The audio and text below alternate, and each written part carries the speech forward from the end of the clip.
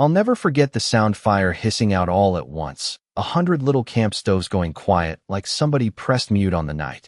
Then came the screaming, not horror movie screaming, more like confused, high-pitched outrage, the kind that happens when a plan built on arrogance suddenly meets reality. I stood at my fence line with my hands in my pockets and watched a bright ribbon of headlamps stumble through the dark, slipping and splashing through the muck that wasn't supposed to be there. That was the night everything turned. But the story started long before, when the subdivision on the other side of my pasture decided my family's land was an amenity they were already paying for.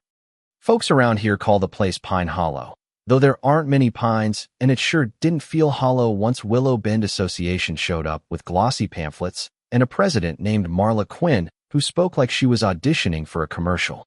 My grandfather stacked the fieldstones that outlined this farm. My father buried the wire that keeps the cattle where the grass is good, and I've been keeping the place in shape with calloused hands and a stubborn streak some folks mistake for meanness.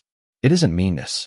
It's memory stubborn, loud, and heavy as a gate you've lifted 1,000 times. Willow Bend grew fast cookie-cutter houses, white fences that never saw weather until they bowed from a first hard winter, a clubhouse with a wellness terrace, whatever that is. They had walking paths that ran right up to my fence and a little sign with a cartoon of a hiker pointing off toward the pasture where my grandparents got married under an oak tree. The first time I saw the sign, I took it down and set it neatly on their side of the fence. The second time, after they put up a bigger sign with an arrow and the words Community Meadow, I set it on their clubhouse steps and wrote Private Land Nice Try on the back in Sharpie. Then came the meeting. Marla cornered me on a Tuesday morning, glasses, clipboard, smile that never reached her eyes, and invited me to a friendly conversation with neighbors over lemonade and petit fours at the clubhouse. I knew what it was the second I walked in. The board sat at a long table, microphones and a slideshow ready, and there were folding chairs in neat lines facing a screen with a picture of my pasture glowing gold at sunset. "Welcome, everyone," Marla sang, "to the unveiling of Willow Bend's new community campsite." She spread her arms like a game show host. I felt people staring, tried to pick out a familiar face, found none, and told myself I'd keep it calm. "That's my land," I said from the back.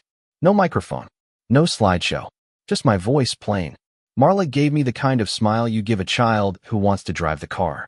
"Of course, the meadow is adjacent to your property, and we're so grateful for that proximity," she chirped. "But our research indicates there's no indicates," I said, walking down the aisle. "I've got a deed. My fence is right there. You can see it in your picture." A man with a board badge and a beard like a gray shovel leaned into his mic. "We're talking about community use. We took a survey. 87% support using the meadow on weekends for camping and recreation." I stopped a few feet from the table. 87% of the folks who took your survey," I said, "cannot vote on my land." You'd think that would have ended it. But the room broke into that polite clapping the suburbs are famous for, and Marla tapped her gavel, all pageant and poise. "We appreciate your passion," she said smoothly, "but the county's recreation map shows an open space designation in this corridor, and our council believes we have every right to organize supervised pop-up events along the fence line. It will be good for property values." I looked at the screen again, me hay bales in the background, my cattle shaded under the oak, and I felt something sharp and exhausted dig in behind my ribs. "You put people on my side of that fence," I said, keeping it level, "and you'll be trespassing. You could have bottled the room's condescension and used it to clean silver." Marla's smile deepened. "We'll all do our best to be neighborly," she said, and the meeting rolled on without me. 2 weekends later, the first tents popped up like bright candy wrappers, right against the wire. SUVs rolled. Kids chased my chickens. Somebody set a grill close enough to the dry grass that I could feel the heat from my porch, and a gentleman in loafers asked me if I knew where the restrooms were, like I was the host at a wedding venue. I called the sheriff, who came out with a polite squint and wrote a report that said civil matter. I called the county clerk, who said the recreation map was advisory. I called a lawyer, who told me we could file, and we might win, but it would be months and a thick stack of checks. And in the meantime, we'd be fighting a group that, as words, thrives on friction. Marla came by that evening, a sash across her chest that said volunteer in glitter like she'd won a parade. She stood at my gate and owned the road with her stance, a kind of practiced, school board confidence that made you feel old for being upset. "We've hired security," she announced, gesturing to two teenagers in neon vests. "We'll make sure nobody does anything unsafe." "You've already done something unsafe," I said softly. "You taught a whole bunch of people that boundaries don't matter if you clap while you cross them." She chuckled. "Don't be dramatic," she said. "You'll find a way to be a part of this. We can talk about a partnership, maybe revenue from concessions, a donation plaque with your family name. Close my gate on your way out," I said. "I'm not the type to pick a fight in the street, and I'm not the type to swing first just to feel like I did something." I went inside, sat at the kitchen table where my father used to spread out tax receipts, and I made a list. Not a list of ways to hurt anybody God knows I've seen when that road ends, and it's rarely where you meant to go, but a list of facts. I wrote down dates and times. I took photos of the grills near grass. I measured how far the tents crept past the wire, and I printed the county's basic health codes. The ones nobody reads because they think clean bathrooms just magically appear where the fun is. One of my neighbors on that side, a quiet guy named Ethan who kept to himself, knocked the next morning with a coffee in his hand and a tight look around his eyes. "They told us it was cleared like official," he said, eyes on his shoes. "My wife's pregnant. I'm not looking for trouble." "You're not the one making it," I said. "Do you happen to know what day their grand opening thing is?" "Saturday," he said. "Live music. Bouncy castle. It's all over the Facebook group. If I say anything against it, I'm the guy who hates joy." "You're not," I said, and I meant it. By Friday evening, my fence line looked like a festival had been dropped out of a helicopter. String lights, portable speakers, a charity table collecting signatures for something called Meadow Together. I walked the boundary with a camera around my neck and a clipboard of my own, and every time someone shouted, "Hey, it's the farmer," I lifted my hand and kept moving. The teenagers in neon vests slouched by a cooler board. Marla rehearsed a speech behind the makeshift stage, working her jaw, touching the glitter letters on her sash like they were rosary beads. I never once raised my voice. I just made sure I could prove what was about to happen had been invited in, promoted, monetized, and photographed. Saturday, they opened the gates at noon with a ribbon and a brass band from the middle school. "This is what community looks like," Marla declared into the mic. "Neighbors caring for neighbors, space shared for the common good." The crowd cheered like she had fed them from the palm of her hand. I watched from my side, a step back from the wire, hat low, the way you watch weather moving in. When I say I didn't want anyone to get hurt, I mean that from the heels of my boots. I didn't cut a wire or rig anything or lay a single finger on anyone's property. What I did was simpler and more honest. I let the land speak. There's old infrastructure under my field drainage that was mapped when my grandfather still wore a uniform, runoff patterns that ignored diagrams, realities you only learn by walking it 4 seasons a year for decades. I had warned them, in letters they didn't answer, that this low corner near the fence is where the groundwater swells after a late summer storm and where there's a seep that turns the topsoil slick. The county health code is clear about waste near seasonal water lines. They didn't want to hear it on paper. They heard it when the breeze shifted. Dusk came, and with it the strange hush that falls on big gatherings right before things tip. The band packed up, the little kids were sticky and tired, and the grills were cooling, 100 tiny heat sources breathing in the grass. Then the hush broke. A woman yelled. A man said, "Oh, no, no, no," like he was trying to reverse time by chanting. And that smell carried in a long, unmistakable wave, the smell that tells you someone didn't plan for what happens after you eat the cotton candy. The smell that says systems matter. Headlamps flicked on, bright circles wobbling over the ground. And then everybody started moving at once, away from the low spot, away from the temporary toilets that had been set too close to the swale, away from the place I'd marked in my photos with a pencil, "Do not place anything here."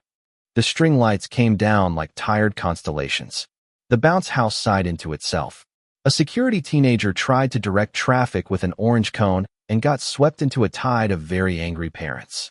I stood still and counted my breaths. Marla found me at the fence.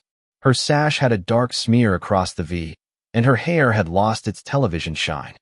"What did you do?" she demanded, eyes hot, voice low like she'd decided whispering was classier than shouting. "I took pictures," I said. "I printed the rules you ignored. I told you not to set anything near the low corner." You caused this, she hissed. You sabotaged. I didn't touch a thing, I said. Your plan met the land. The land won. She gripped the wire like she wanted to pull the whole fence down with her hands. You'll pay for this, she said, and I shook my head. You will, I said quietly. You put families on unsafe ground. You sold them safety with a smile. You laughed at my boundary. You are going to answer for that.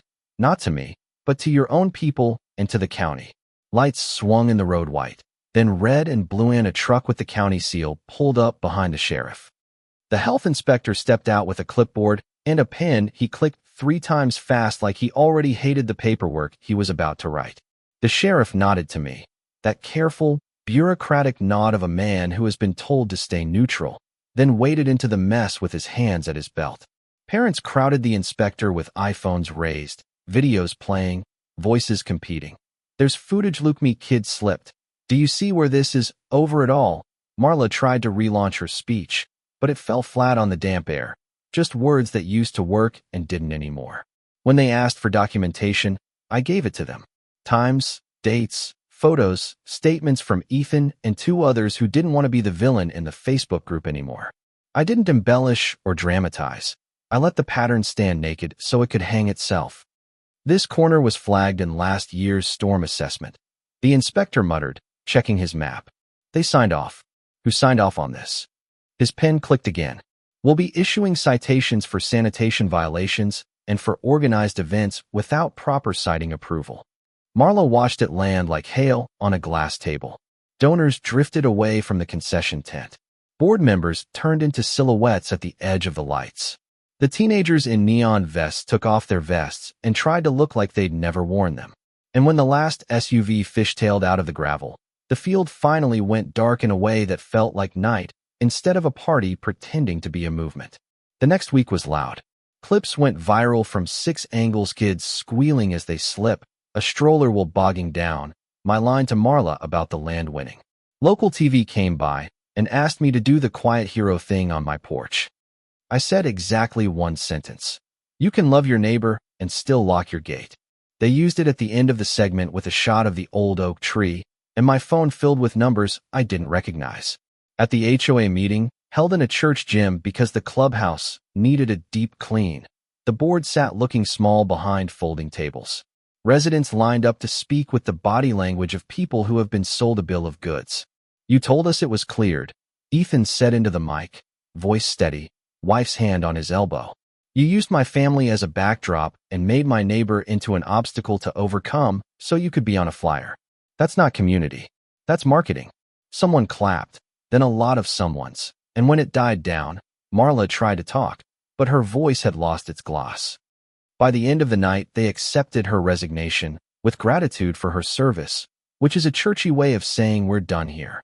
I spent the following weekend mending fence posts and reseeding where the tents had pressed the grass down. A few people from Willow Bend came over in old clothes with rakes and last year's sneakers they didn't mind ruining, and we worked shoulder to shoulder without needing to narrate it. A little boy asked if the chickens had names. I told him the black one was Trouble and the red one was Trouble's attorney. He laughed and ran off, and I looked up at the oak and thought about my granddad, who always said fences were like promises, useful, but only as strong as the memory of why you put them there. I wish I could tell you it ended neat. A bow on top. Lesson learned by all parties, hands shaken under a peach-colored sky. What really happened is messy, but truer. The citation stuck. The board replaced Marla with a man whose first official act was to remove every sign that pointed at my pasture, and the county sent me a letter with a stamp so heavy it left an impression in the paper, confirming for anyone who needed confirming at my lines are my lines. But people have long memories for embarrassment and short ones for truth. And in a couple months, there will be another big idea, another way to dress power in a cardigan and call it kindness. I sit on the porch some evenings and watch the glow from Willow Bend wash gently against the night, soft as it looks from a distance, and I think about the part one played. I'm not proud of the mess, even if I didn't cause it. I'm proud of holding the line without putting my hands on anybody, proud of letting the land's rules speak louder than the rules Marla tried to invent, proud of telling the story straight even when the crowd preferred applause to accuracy. If you ask me what changed, I'd say this. I don't assume anymore that community and consensus are the same word. Community is a promise you make to stand in truth with your neighbors. Consensus is just a vote. If you're still listening, if you can see the mud and the string lights and hear the hiss of those stoves going quiet, I want to ask you something. Was I right to let it all play out, to hold my ground, and let the truth do the ugly part? Or should I have found a softer answer that avoided the spectacle entirely? Is a boundary still a boundary if you're the only one who remembers why it was drawn? Or does community get to redraw the map every time a smile sells it better? Tell me where you stand. Tell me if you've lived through a moment like this. If you've ever had to defend your line, literal or not, against a crowd that swore it was just being friendly. Drop your take in the comments. Argue it out. Share this with somebody who's wrestling with right and neighborly. And if you've got a story of your own about power, land, or a rule book that got used like a prop, I want to hear it.